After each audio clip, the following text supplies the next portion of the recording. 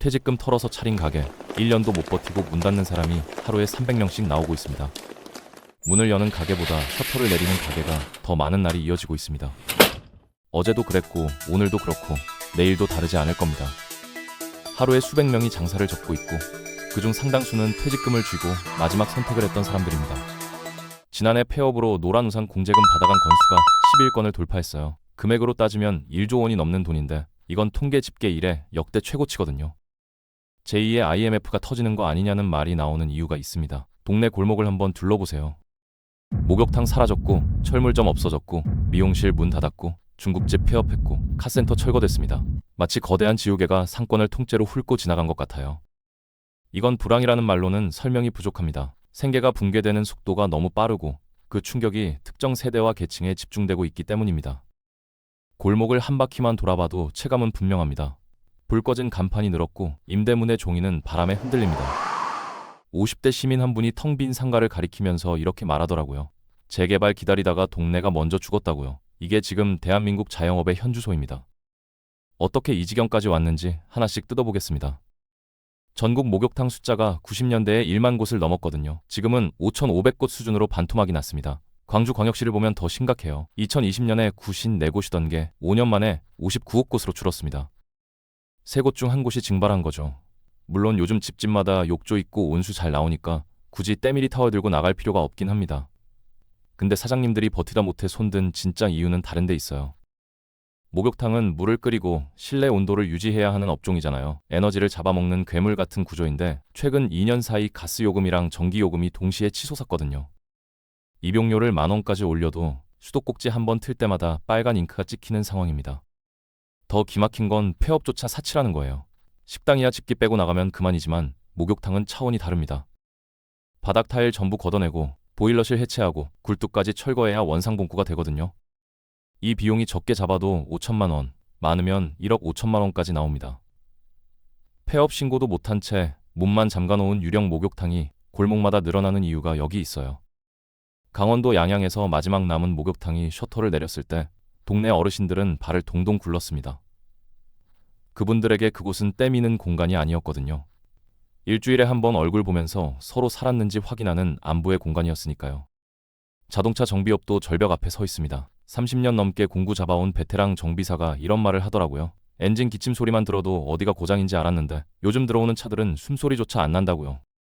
전기차 때문입니다. 내연기관 자동차에는 부품이 3만 개 가까이 들어가요. 엔진 오일, 미션 오일, 점화 플러그, 타이밍 벨트처럼 주기적으로 교체해야 하는 것들이 동네 카센터 밥줄이었죠.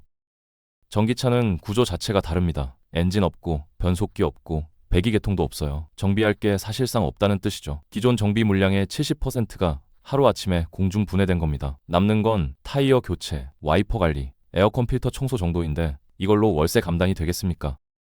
전기차는 회생 제동 시스템 덕분에 브레이크 패드도 거의 안 달아요. 기술이 발전할수록 누군가의 생계는 소멸하는 구조입니다. 상황이 여기서 끝이 아니에요. 전기차는 바퀴 달린 컴퓨터나 마찬가지잖아요.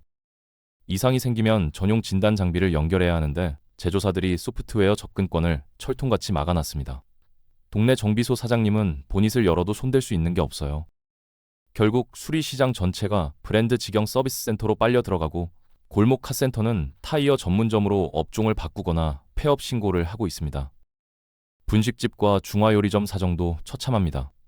손님이 줄어서 망하는 게 아니에요. 팔수록 마이너스가 쌓이는 구조라서 못 버티는 겁니다. 김밥 한 줄 1,000원 시대는 이제 전설이 됐죠. 기본 야채김밥이 4,000원, 참치김밥은 5,000원을 넘깁니다. 비싸다고 투덜거리기 전에 원가 계산을 한번 해보면 할 말이 없어져요. 이상기후로 김 수확량이 급감하면서 김값이 2배로 뛰었고 시금치랑 당근이랑 계란 시세는 롤러코스터를 타고 있습니다. 재료비 비중이 매출의 절반을 훌쩍 넘기는 상황이에요. 여기에 인건비가 올라탔습니다. 김밥은 아무리 기계가 있어도 결국 사람 손으로 말고 썰어야 하잖아요. 시급 10,000원 기준으로 김밥 서너 줄 팔아야 알바생 1시간 품삯이 겨우 나옵니다. 편의점에 가면 공장에서 대량 생산한 김밥이 2,000원대에 깔려 있어요. 주머니가 빠듯한 소비자 입장에서 선택은 정해져 있죠. 동네 분식집은 그렇게 한 곳씩 불이 꺼지고 있습니다. 중화요리점은 더 잔인한 게임판 위에 올라가 있어요. 짜장면 한 그릇에 10,000원 받으면 그 돈이 전부 사장님 매출일까요? 배달앱 중개 수수료, 라이더 배달비, 상위 노출 광고비로 3,000원에서 4,000원이 순삭됩니다. 재료비하고 월세 빼면 주인 손에 남는 건 동전 몇 개 수준이에요. 그럼 배달을 안 하면 되지 않느냐고요? 요즘 유선 전화로 주문 넣는 사람 거의 없잖아요. 플랫폼에 등록 안 하는 순간 그 가게는 지도에서 증발한 것과 같습니다.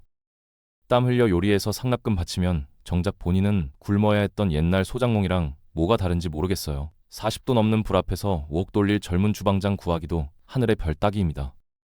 골목 중국집 특유의 불향은 점점 희미해지고 공장제 소스 데워서 면만 삶아주는 체인점만 살아남고 있어요. 의류 소매업도 벼랑 끝에 매달려 있습니다. 동대문 도매시장에서 떼다가 월 1,000만 원씩 벌던 시절은 옛날 이야기가 됐어요. 알리, 테무, 쉬인 같은 중국발 초저가 플랫폼이 폭격을 퍼붓고 있거든요.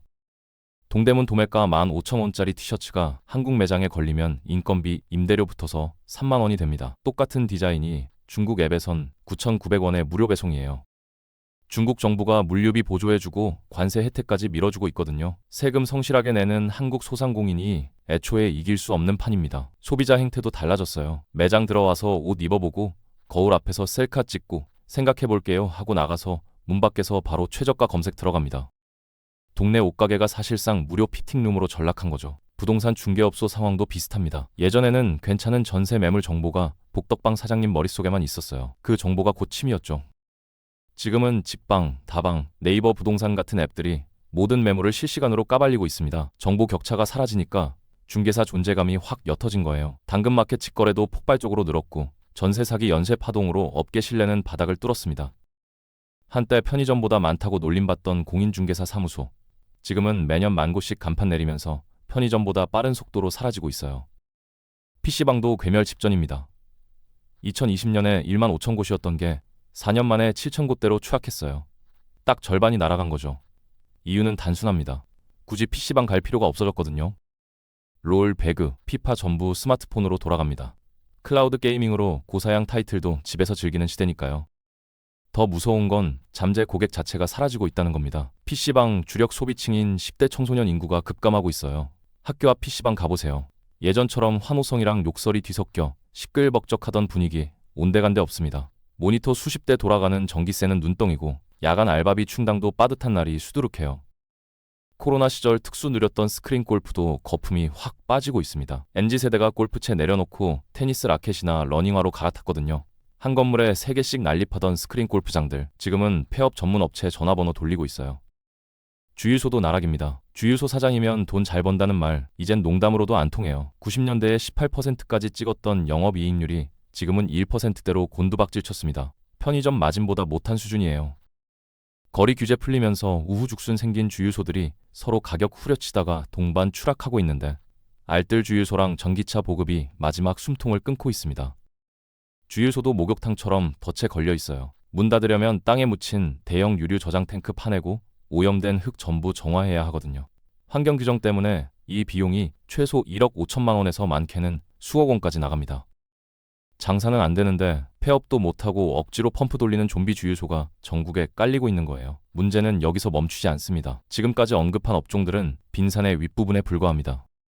물 아래에는 이미 균열이 간 직업과 업종이 훨씬 더 많이 쌓여 있습니다. 겉으로는 아직 간판이 붙어 있지만 속은 이미 무너진 곳들입니다.